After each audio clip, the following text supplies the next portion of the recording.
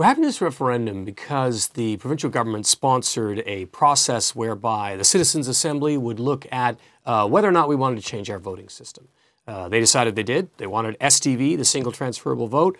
We had a referendum in 2005, and it got a lot of support. 58% of the voters said yes. That created a problem for the government. They had said the threshold had to be 60%. The referendum did a lot better than the government did, so the government felt the pressure to have it again. And so we're having another referendum, 2009, on STV.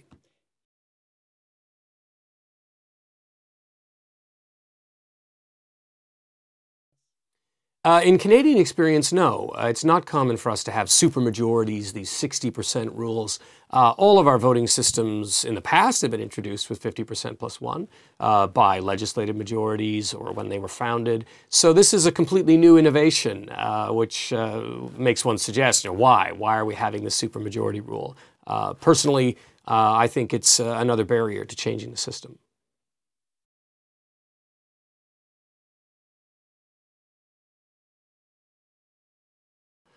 On the negative side, well, yeah, it creates these phony majority governments. Very seldom in British Columbia do our so-called majority governments really reflect a majority of the people, which makes those governments insular.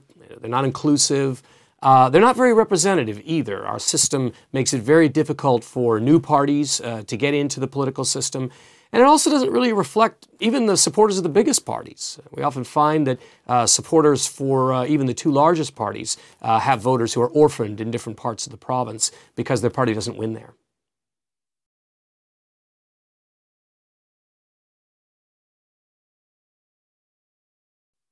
PR system is a generic term for any voting system that roughly converts votes into seats in a proportional way. If you get 20% of the votes, you get 20% of the seats.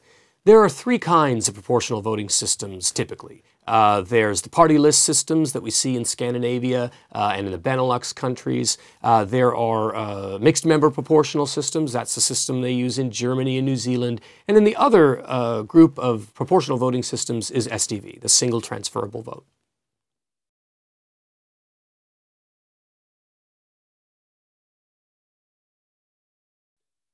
PR systems are used in most Western industrialized countries. So if you look at Western Europe, almost all of them use proportional systems. There are a few exceptions. France is probably the only exception continentally in Europe of countries that don't use a PR system.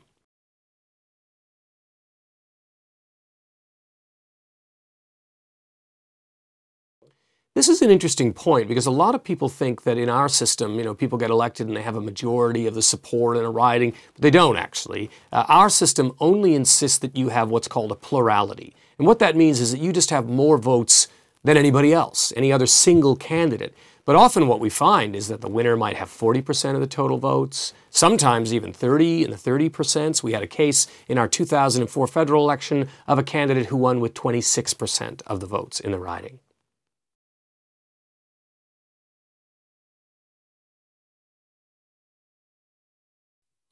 STV is used for national elections in Ireland. It's used for the Senate, or it was used for the Senate elections in Australia. They've made some modifications. It doesn't really work like STV anymore, but once it did from 1949 to 1983. We've also used STV extensively in Canada.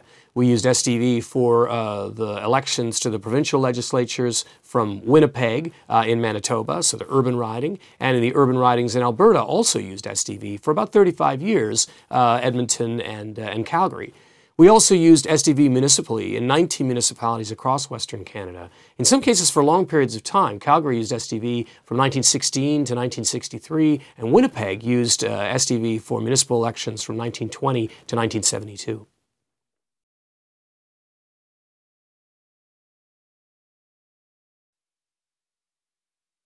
If we compare Canada with other Western industrialized countries, what we discover is very few use first past the post. Canada, the United States, the United Kingdom, those are basically the only three countries still using first past the post for their national elections.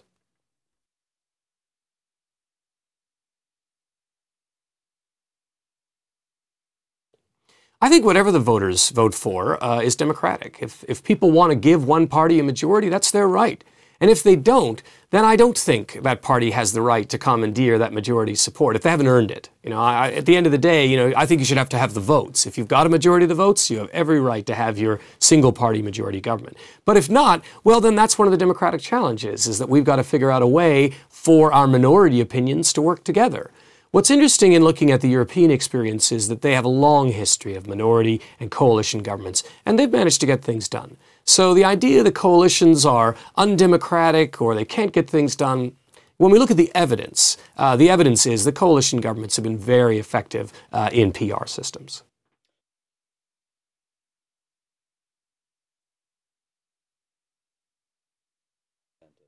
Well, this is one of the aspects that people need to think about when they decide to make their choice about which voting system they'd like to have, our current one or STV.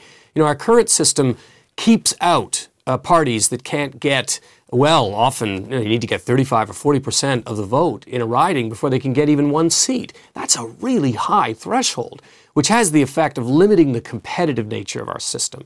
The Greens are a good example. I mean, they got 12% in one election, 9% in another election, yet they elected no one.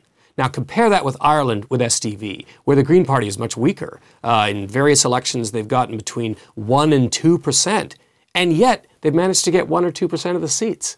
So STV promises to create a more competitive dynamic for parties and for voters who want more choices. I think the evidence is clear that STV will give them what they're asking for.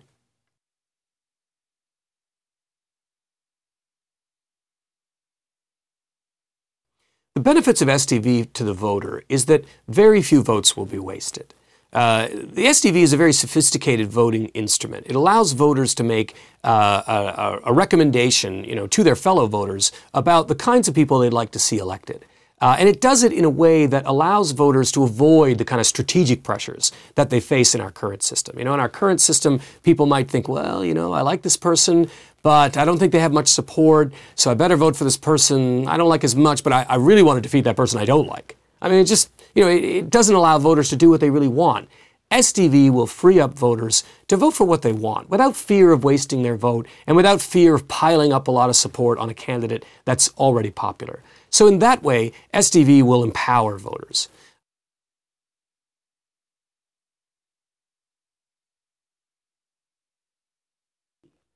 Well, here there doesn't seem to be any doubt. Politicians don't like STV. We had STV in Canada for 35 years at the provincial level, in Manitoba and Alberta. We had it at the municipal level in a number of towns. And these systems were done away with not because the voters didn't like them anymore. They were done away with because the politicians were relentless in trying to get rid of it. Because STV creates a degree of accountability that politicians don't like.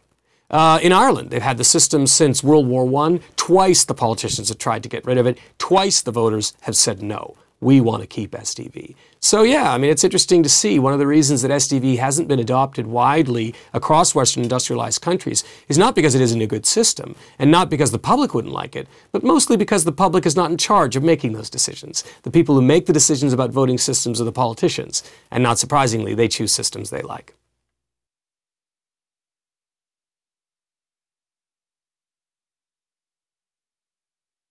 I think the fact that we are facing a choice for STV right now in BC, it could only have happened with a citizens' assembly. Only citizens would say, what's the best system for us? Now, I say that, I don't have any particular axe to grind. I mean, I think, for instance, mixed member proportional is a good PR system. I think STV is a great system. But I do think it's interesting that STV was chosen because we know that politicians themselves don't like the system. And I think what the Citizens' Assembly liked was the flexibility. STV puts the voter in the driver's seat. STV allows the voters to influence the kind of people that get elected within parties. STV allows voters to vote across party lines if they want. So that STV is a really sophisticated instrument for voters. So I'm not surprised that voters themselves would say, I want the maximum power for me.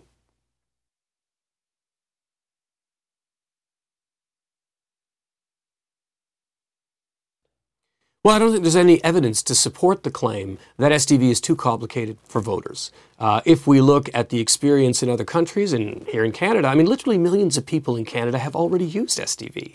We have lots of experience with STV voting in this country. And what does it tell us? People can do it.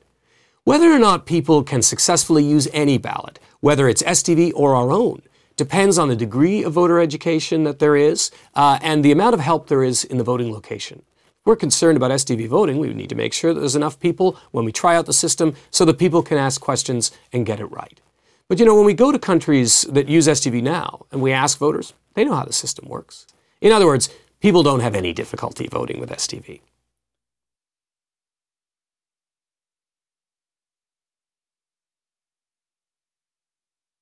In STV, if you are a supporter of one of the main political ideas, you'll probably have a representative who represents you.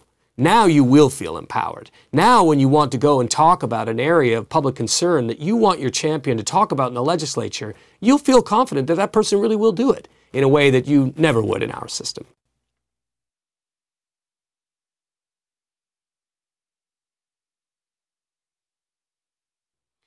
The evidence from countries that use STV is that they establish fairly stable party systems. There usually are a number of large parties that regularly form the government. But from time to time, new parties break in, new ideas break in. So in a way, STV is kind of the best of both worlds. It's not maximally proportional, like some of the partyless systems we might see, but it does allow greater competition, and it does allow new ideas to get into the legislature. If we look at the last 20 years of Irish politics, you see a lot of new ideas breaking into the system because that's what the voters want.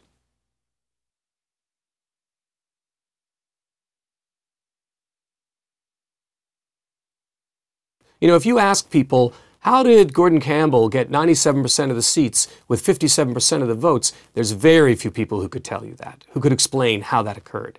Our system is not straightforward in terms of the results it produces. Now compare that to STV. STV is just the opposite. Yes, STV is a difficult system to count, but it's fairly simple in terms of the results it produces. When you present people with the results from an STV election, and they see that the party with 20% of the votes got 23% of the seats, and another party with 17% of the vote got 15% of the seats, people go, well, that kind of makes sense. That looks right. It's intuitively clear to them what those results mean.